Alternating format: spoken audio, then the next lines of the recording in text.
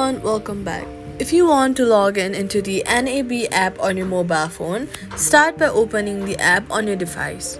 Next, on the login screen, click login and then enter your NAB ID, then enter your password. Once you enter your password and your username, make sure that there are no typing errors and that caps lock is turned off. If you have biometric login enabled, such as fingerprint or Face ID, you can use that instead of typing your password. Once logged in, you will be directly taken into your account dashboard where you can view balances, transactions, and manage your banking. If login fails, double check your details or reset your password before trying again. And that's it. Subscribe for more quick fixes.